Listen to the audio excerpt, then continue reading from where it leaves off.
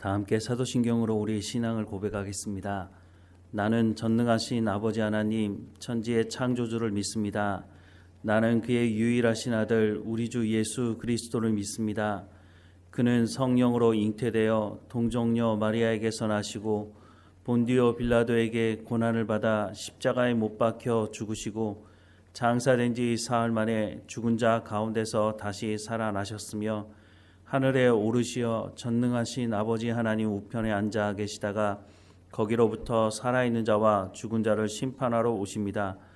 나는 성령을 믿으며 거룩한 공교회와 성도의 교제와 죄를 용서받는 것과 몸의 부활과 영생을 믿습니다. 아멘. 찬송가 407장 함께 찬양하겠습니다. 407장 함께 찬양하겠습니다. 구주와 함께 나 죽었으니 구주와 함께 나 살았도다. 영광의 그날에 이르도록 언제나 주만 바라봅니다. 언제나 주는 날 사랑하사 언제나 새 생명 주시나니 영광의 그날에 이르도록 언제나 주만 바라봅니다. 마음속에 시험을 받을 때와 무거운 근심이 있을 때에 주께서 그때도 같이 하사 언제나 나를 도와주시네.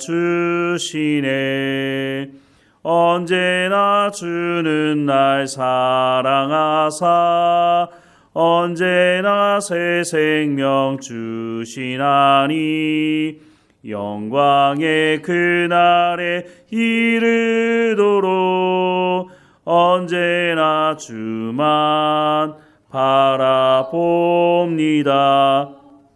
뼈 아픈 눈물을 흘릴 때와 쓰라린 마음으로 탄식할 때 주께서 그때도 같이 하사 언제나 나를 생각하시네. 언제나 주는 날 사랑하사 언제나 새 생명 주시나니 영광의 그날에 이르도록 언제나 주만 바라봅니다. 내 몸의 약함을 아시는 주 못 고칠 질병이 아주 없네. 괴로운 날이나 기쁜 때나 언제나 나와 함께 계시네. 언제나 주는 날 사랑하사 언제나 새 생명 주시나니 영광의 그날에 이르도록 언제나 주만 바라봅니다. 아멘. 오늘 하나님께서 우리에게 주시는 말씀은 시편 56편 말씀입니다. 시편 56편 말씀 함께 읽겠습니다. 하나님이여 내게 은혜를 베푸소서. 사람이 나를 삼키려고 종일 치며 압제하나이다. 내 원수가 종일 나를 삼키려 하며 나를 교만하게 치는 자들이 많사오니 내가 두려워하는 날에는 내가 주를 의지하리이다. 내가 하나님을 의지하고 그 말씀을 찬송하올지라. 내가 하나님을 의지하였은즉 두려워하지 아니하리니 혈육을 가진 사람이 내게 어찌하리이까. 그들이 종일 내 말을 곡해하며 나를 치는 그들의 모든 생각은 사악이라. 그들이 내 생명을 엿보았던 것과 같이 또 모여 숨어 내 발자취를 지켜보나이다. 그들이 악을 행하고야 안전하오리이까? 하나님이여 분노하사 뭇 백성을 낮추소서. 나의 유리함을 주께서 계수하였사오니 그들이 악을 행하고야 안전하오리이까? 하나님이여 분노하사 뭇 백성을 낮추소서. 나의 유리함을 주께서 계수하셨사오니 나의 눈물을 주의 병에 담으소서. 이것이 주의 책에 기록되지 아니하였나이까? 내가 아뢰는 날에 내 원수들이 물러가리니 이것으로 하나님이 내 편이심을 내가 아나이다. 내가 하나님을 의지하여 그의 말씀을 찬송하며 여호와를 의지하여 그의 말씀을 찬송하리이다. 내가 하나님을 의지하였은즉 두려워하지 아니하리니 사람이 내게 어찌하리이까? 하나님이여 내가 주께 서원함이 있사온즉 내가 감사제를 주께 드리리니 주께서 내 생명을 사망에서 건지셨음이라. 주께서 나로 하나님 앞 생명의 빛에 다니게 하시려고 실족하지 아니하게 하지 아니하셨나이까? 아멘. 시편 56편의 시작을 알리는 그 앞에 소제목이 붙어 있는데요. 거기 보면 다윗이 가드에서 블레셋인에게 잡힌 때에 이렇게 기록을 하고 있습니다. 다윗이 도망 다니다가 가드 블레셋 땅으로 피신했을 때 이미 기록한 시편이 한 편 있죠. 34편이 바로 그 배경을 하고 있는데 오늘 시편도 그 배경을 하고 있습니다. 가드라고 하는 것은 블레셋의 한 지역인데 그 지역으로 피해서 이제 사울이 자신을 찾지 못하도록 더 이상 다윗을 쫓아오지 못하도록 하기 위해서 다윗이 선택한 방법이 어떻게 보면 망명을 하는 것이었습니다. 그쪽에 가면 나를 받아주겠지. 사울하고 적대적인 관계가 되어 있으니까 블레셋과 이스라엘은 또 적대적인 관계이니까 다윗이 그쪽으로 망명을 하게 되면 다윗을 받아주지 않을까 이런 생각을 했던 것으로 보여집니다. 그래서 다윗이 가드왕 아기스에게로 갑니다. 그런데 소문이라고 하는 것이 얼마나 빠른지 다윗이 골리앗을 죽이고 이스라엘 백성들로부터 칭송받았던 내용이 뭡니까? 다윗이 죽인 자는 만만인데 사울이 죽인 자는 천천이라고. 이런 소문이 이미 블레셋 사람들에게도 다 알려져 있었습니다. 다윗이 가드왕 아기스 앞에 갔을 때 그 가드왕 아기스의 신하들이 뭐라고 말합니까? 저 다윗 골리앗을 죽이고 이스라엘 백성들에게 칭송받던 그 다윗이 아니냐. 그래서 이스라엘 백성들이 말했던 그 말을 인용합니다. 사무엘상 말씀에 이 말씀이 기록이 되어 있는데요. 똑같은 말로 저 다윗이 죽인 자는 만만이고 사울이 죽인 자는 천천인데 우리가 어떻게 저 다윗을 우리의 사람으로 받아줄 수 있겠느냐. 다윗을 죽이지 않으면 우리가 다음에 또 모르지 않습니까? 또 이스라엘 백성들 입장에서는 긍정적으로 생각할지도 모르겠지만 블레셋 사람들 입장에서는 혹시나 다윗이 속이고 정말 망명을 하는 것이 아니라 속이고 있다가 우리 뒤통수를 칠 수 있지 않는가 이런 생각을 할 수도 있는 것 아니겠습니까? 그래서 다윗을 믿지 못했던 블레셋 사람들, 이 아기스의 신하들은 다윗을 당장 죽여야 한다라고 하는 그 배경을 가지고 오늘 본문이 기록되어져 있다는 것입니다. 다윗이 할 수 있는 것이 아무것도 없습니다. 도망 다니는 것조차도 이제는 다윗 마음대로 할 수가 없는 상황이 되었습니다. 최소한 아무것도 할 수 없어도 도망 다니는 것만이라도 해야 되지 않겠습니까? 그런데 이제는 정말 갈 곳이 없어 보입니다. 이스라엘 안에서는 도망 다니다 도망 다닐 곳이 더 이상 있지 않아서 블레셋 땅으로 도망와 있는데 이제는 블레셋에서도 사실 도망 다닐 데가 없는 겁니다. 정말 말 그대로 아무것도 할 수 없는 상황이 돼버렸다는 것이죠. 그런데 오늘 말씀 1절, 2절은 이렇게 기록하고 있습니다. 하나님이여 내게 은혜를 베푸소서. 사람이 나를 삼키려고 종일 치며 압제하나이다. 내 원수가 종일 나를 삼키려고 하며 나를 교만하게 치는 자들이 많이 있다라고 말하고 있습니다. 또 6절과 8절에도 보면 그들이 내 생명을 엿보았던 것 같이 또 모여 숨어 내 발자취를 지켜보나이다. 나의 유리함을 주께서 계수하였사오니 나의 눈물을 주의 병에 담으소서. 이것이 주의 책에 기록되지 아니하였나이까라고 고백하고 있습니다. 다윗이 지금 당하고 있는 이 상황이 얼마나 괴롭고 힘든 상황인지를 솔직하게 고백하고 있는 것이죠.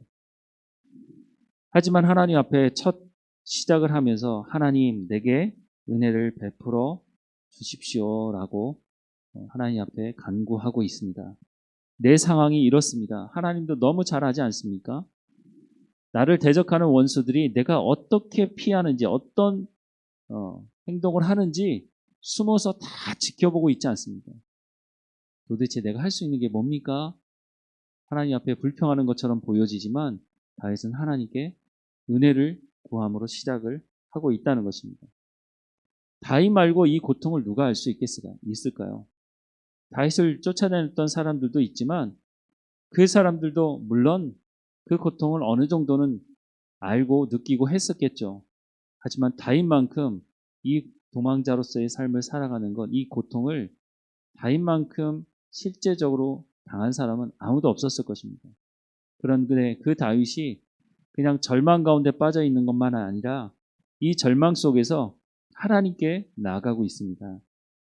9절부터 13절 말씀을 보면 내가 아뢰는 날에 내 원수들이 물러가리니 이것으로 하나님이 내 편이심을 내가 아나이다. 내가 하나님을 의지하여 그의 말씀을 찬송하며 여호와를 의지하여 그의 말씀을 찬송하리이다. 내가 하나님을 의지하였은즉 두려워하지 아니하리니 사람이 내게 어찌하리까? 하나님이여 내가 주께 서원함이 있사온즉 내가 감사제를 주께 드리리니 주께서 내 생명을 사망에서 건지셨음이라. 주께서 나로 하나님 앞 생명의 빛에 다니게 하시려고 실족하지 아니하게 하지 아니하셨나이까라고 하나님 앞에 기도하고 있습니다. 자신의 목숨을 위협하는 사람들이 질비하게 있는데 그 속에서 하나님 앞에 다윗이 뭐라고 고백합니까? 하나님이 내 편입니다라고 말하고 있습니다. 다윗이 이렇게 고백한다고 해서 다윗의 상황이 변화된 것이 아무것도 없다는 것을 여러 번 말씀드렸습니다. 오늘 본문도 마찬가지입니다. 하나님이 내 편이라고 고백하는 그 다윗도 대단하지만 그렇다고 해서 상황이 바뀐 것은 아무것도 없었습니다. 여전히 다윗은 도망 다녀야 했습니다. 언제까지 도망 다녀야 되는지도 모릅니다. 그런데 다윗이 분명하게 고백하고 있는 것은 하나님이 내 편입니다. 도대체 이 말이 무슨 말일까요? 다윗을 위협하는 사람들이 있습니다. 조금 전에 말씀 읽었던 대로 모여 숨어서 내 발자취를 지켜본다고 내가 어떻게 하는지 일거수일투족을 다 바라보면서 저 다윗을 어떻게 하면 죽일 것인가 이렇게 하는 원수들이 주변에 깔려 있지만 그 누구도 다윗에게 손을 대는 사람은 단 한 사람도 있지 않다는 것입니다. 위협이 없다는 것이 아닙니다. 더 이상 도망 다니지 않아도 된다는 것을 말하는 것이 아닙니다. 여전히 도망 다니고 있고 여전히 위협이 있고 다윗이 블레셋에 있든 이스라엘 땅에 있든 어느 곳에 있든지 간에 다윗을 죽이려고 하는 사람들이 질비해 있지만 그 누구도 다윗에게 손을 대는 사람은 한 사람도 존재하지 않다는 것입니다. 왜 그렇습니까? 하나님 편이기 때문입니다. 하나님이 허락하지 않으시니까. 아무리 위협하고 아무리 협박을 해도 다윗이 하나님 편이고 하나님께서 보호하고 계시니까 그 누구도 다윗을 손댈 수가 없는 겁니다. 아무리 사울이 3,000명이나 훈련받은 군사를 데리고 이끌고 다니면서 샅샅이 뒤지고 다녀도 다윗을 코앞에 두고도 잡을 수 없는 것은 하나님께서 허락하지 않기 때문인 것입니다. 그러니 그 다윗이 하나님이 내 편입니다 라고 말하는 것입니다. 이것을 말로 하는 것이 아니라 다윗은 삶의 현장에서 그것을 직접 보고 경험하고 있습니다. 정말 어려운 상황이고 도대체 이런 절망적인 상황에서 뭘 배울 수 있을까라고 생각이 드는 상황이지만 그 상황 속에서 다윗이 하나님이 내 편이라고 하는 것을 몸소 배우고 있다는 것입니다. 하나님께서 우리 가운데도 이렇게 하실 수 있습니다. 그것이 우리의 삶 가운데 절망으로 다가올 수 있습니다. 그것이 어떤 것인지 알 수 없지만 더 이상 내가 할 게 없다. 더 이상 내가 정말 아무에게도 손을 내밀 수 없고 내가 이제는 도망을 다니는 것도 할 수가 없겠다. 라고 하는 정말 바닥까지 내려가는 상황이 있을 수 있겠죠. 그런데 하나님, 우리의 입술에서 하나님 내 편입니다. 라고 하는 고백을 듣고 싶어 하시는 것이고, 그 고백이 실제적으로 또한 우리의 삶 가운데 하나님께서 우리를 보호하시고 인도하신다고 하는 것을 우리가 경험을 통해서 또한 고백하게 되는 것이죠. 오늘 시편의 말씀 첫 시작은 하나님이여 내게 은혜를 베풀어 달라고 간구하고 있습니다. 우리가 하나님과의 관계가 없다면 하나님께 은혜를 구할 필요가 없는 것이죠. 이 절망적인 상황에서 하나님 내게 은혜를 베풀어 달라고 말하는 것은 하나님과 내가 관계가 있다는 것입니다. 내가 하나님과 관계가 없다면 하나님께 기도해봐야 하나님께서 무슨 은혜를 내게 베푸시겠습니까? 우리가 예수 그리스도로 말미암아 구원받은 백성이기 때문에 우리의 삶 가운데 고난이 있다 할지라도 우리가 그 속에서 하나님의 은혜를 구할 수가 있는 것이고, 하나님이 내 편이시기 때문에 아무리 절망적인 상황이라 할지라도 하나님께서 나를 원수의 손에 맡기지 않으신다는 것입니다. 오늘 시편의 말씀을 내 기도로 삼아서 하나님께 은혜를 간구할 뿐만 아니라 하나님이 내 편이라고 하는 이 고백을 나도 고백하고 내 삶의 현장에서 하나님과 동행하는 삶이 되기를 간절히 소망합니다. 기도하겠습니다. 하나님, 우리가 살아가는 삶의 현장에서 만나게 된 많은 사람들과 또 사건들과 때로는 고난 중에 있을 때에 하나님이 내 편이라고 하는 이 말씀을 마음에 새기게 하시고, 하나님께서 우리를 보호하시고 인도하시는데 하나님 누가 우리에게 손을 대겠습니까? 하나님, 다윗을 보호하시고 다윗이 그 도망자로서의 삶을 꽤 오랜 시간 동안 지속하게 되었지만 그 누구도 다윗에게 손을 댈 수 없었던 것은 하나님의 편이기 때문에, 하나님께서 다윗에게 은혜를 베푸시기 때문에 하나님, 다윗이 하나님과 동행하는 삶을 살았던 것을 보게 됩니다. 다윗을 불러주셨던 것처럼 우리도 예수 그리스도로 말미암아 하나님 앞에 부름받은 사람들이 오니, 우리가 하나님의 편이 오니 하나님 우리 가운데 은혜를 베풀어 주셔서 오늘도 살아갈 만한 은혜를 우리 가운데 베풀어 주셔서 하나님 우리가 이 일 가운데 감당하게 하시고 오직 하나님만 바라보며 우리가 믿음을 가지고 하나님의 편에 서서 하나님 말씀에 순종하며 하나님과 동행하는 삶을 살아갈 수 있도록 은혜를 베풀어 주옵소서. 하나님, 여전히 우리를 공격하는 말과 여전히 우리를 공격하려고 하는 원수들의 하나님 덫이 있지만 하나님 우리가 분별하게 하시고 깨어있게 하셔서 하나님과 동행하며 오직 하나님께만 영광을 돌리는 삶이 될 수 있도록 하나님 인도해 주옵소서. 하나님, 그래서 우리의 삶을 현장에서 우리가 하나님의 백성, 하나님의 자녀인 것을 우리 주변에 있는 사람들이 보게 하시고 알게 하시고, 우리가 하나님의 자녀로서의 삶을 살아가는 것을 통해서 그들도 하나님의 영광을 볼 수 있도록, 그들이 하나님께 영광을 돌릴 수 있도록, 무엇보다 더 나아가서 우리 가운데 허락된 이 구원이 그들 가운데도 하나님 베풀어질 수 있도록, 우리의 입술이 복음을 증거할 수 있도록, 우리의 삶을 통해서 예수 그리스도가 누구인지를 증거하는 삶을 살아갈 수 있도록 우리의 삶의 현장이 선교 현장이 될 수 있도록 하나님 인도해 주옵소서. 오직 하나님께만 영광을 돌리는 삶이 될 수 있도록 우리의 삶을 주관해 주시고, 오늘도 우리 가운데 맡겨진 모든 일에 충성을 다하며 최선을 다할 수 있도록 하나님 인도해 주옵소서. 하나님, 우리 가운데 필요한 재능과 필요한 것들을 공급해 주시되 무엇보다 건강함을 허락해 주시고, 몸이 연약한 성도들을 하나님 지켜주셔서 온전하게 회복되어지도록 하나님 또한 인도해 주옵소서. 하나님께 예배하는 마음, 하나님을 향한 마음 흔들리지 아니하도록 지켜주시고 하나님과 동행하며 찬양하며 감사하는 이 하루 될 수 있도록 하나님 인도해 주옵소서. 우리의 삶을 주관하시는 하나님께 감사드리고 예수님의 이름으로 기도드립니다. 아멘. 하늘에 계신 우리 아버지의 이름을 거룩하게 하시며 아버지의 나라가 오게 하시며 아버지의 뜻이 하늘에서와 같이 땅에서도 이루어지게 하소서. 오늘 우리에게 일용할 양식을 주시고 우리가 우리에게 잘못한 사람을 용서하여 준 것 같이 우리 죄를 용서하여 주시고 우리를 시험에 빠지지 않게 하시고 악에서 구하소서. 나라와 권능과 영광이 영원히 아버지의 것입니다. 아멘.